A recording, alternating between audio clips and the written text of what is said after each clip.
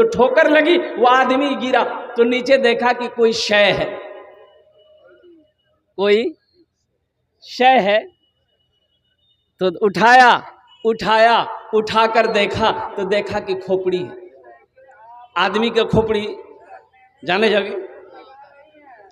तो खोपड़ी को उलट पलट कर देखा तो उसमें कुछ लिखा हुआ था, पढ़ा लिखा आदमी था, पढ़ा, खोपड़ी में लिखा हुआ था कुछ हुआ है कुछ बाकी है।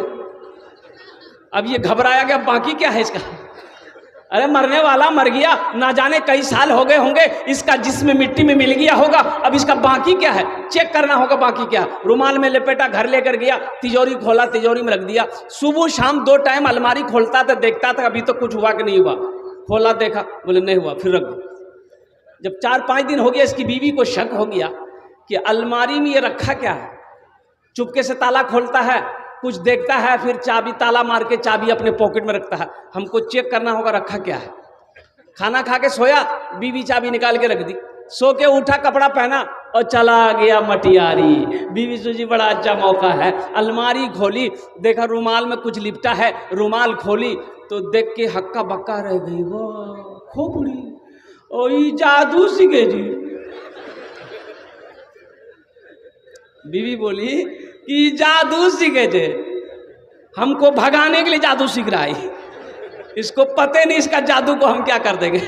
बीवी ली, खोपड़ी को उखली में डाली, दे समान, दे चोट, इतनी चोट मारी कि खोपड़ी का भूसा बना दिया, तालाब में फेंक दिया। ये बेचारे मटियारी से आए, रात में चाबी खोजने लगे। बीवी बोली कि चाबी लीजिए, गिर गई थी।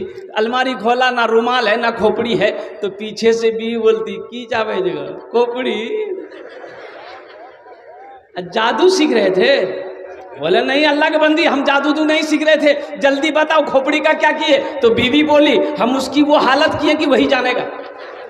बोला क्या किए, वही तो जानना है। तो बीवी बोली उखली में दे के दे समार, इतनी चोट मारे भूसा बना के तालाब में फेंक दिए। उसका शोहर बोला बस करो, बात समझ में आ गई, यही उसका बाकी था।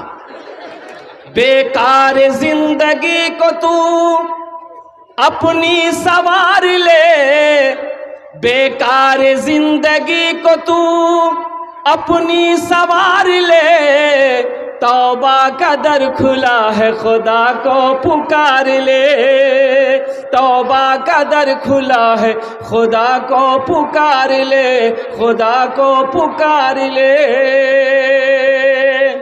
बहुत सामने किराम, हाफिज़ कुरान का बड़ा ऊंचा मकाम होता है।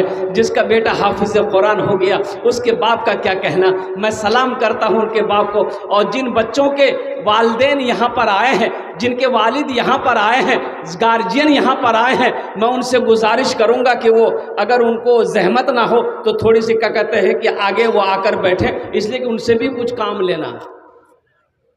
जिनका बेटा हाफिज़ कुरान बन गया, कुर्बान जाइए। आज लोग स्कूलों में अपने बच्चों को पढ़ाने के लिए जी जान मेहनत कर रहे हैं कि मेरा भी बेटा, अरे मदरसा में पढ़ के क्या होगा।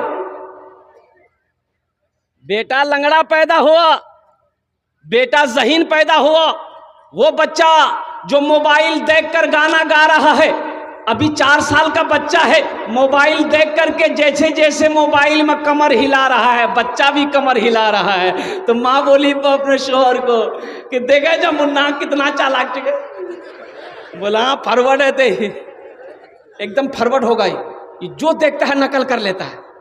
तो उसका दोस्त बोला कि फॉरवर्ड होगा, इसको प्रोफेसर बना दो। दूसरा बेटा पैदा हुआ, वो भी फॉरवर्ड, बोले इसको ऐसा करो वकील बना दो। और तीसरा बेटा पैदा हुआ, एक आँख का काना, एक पैर का लंगड़ा, जहाँ बैठा दे वहीं बैठा रह जाए, नाक से नेटा चूरा, मक्खी पड़ रही है। तो बाप बोला कि मेरा नाम डुबा देगा, पता नहीं क्या करेगा। तो उसका दोस्त बोला काहे नाम डुबाएगा, कुछ तो करेगा, मदरसा में भर्ती कर दो, मौलवी साहब बना दो। लंगड़े मौलवी साहब है थे। अब जरा ईमानदारी से बचाइएगा। वक्त गुजरता रहा, बाप का इंतकाल हो गया, एक बेटा प्रोफेसर बन गया, एक बेटा वकील बन गया, और वो लंगड़ा बेटा हाफिज़ कुरान बन गया। बाप का इंतकाल हो गया, सारे लोग जमा हो गए। तो जनाजे की नमाज कौन पढ़ाएगा, वकील साहब पढ़ाएंगे कि प्रोफेसर साहब पढ़ाएंगे? के पढ़े थे बोलो नहीं। वकील साहब से किसी ने कहा कि वकील साहब जनाजा पढ़ाइए। नो नो नो नो, बोले काहे नो? 5,000 रुपया 10,000 रुपया महीना देकर बाप इंग्लिश मीडियम स्कूल में पढ़ाया है, अब बाप मरा है जनाजा नहीं पढ़ाएगा? बोले ये मेरा काम नहीं है। तो चलिए वकील साहब आप बढ़िए, बहुत अंग्रेजी झाड़ते हैं आप। बोले नहीं हमरो काम नहीं जगह। बोले फिर कौन पढ़ाएगा? बोले मेरा एक भाई हाफिज कुरान है ना, लंगड़ा है, वो पढ़ाएगा। हजारों के मजमे को चीरता हुआ वही नाकारा बेटा, वही बेकार बेटा जिसको बेकार समझा गया था, मदरसे में डाल दिया गया था, वही बच्चा हजारों के मजमे को चीरता हुआ आगे बढ़ता है, बाप के जनाजे की नमाज पढ़ाता है। अब बताओ बेटा कौन काम आया?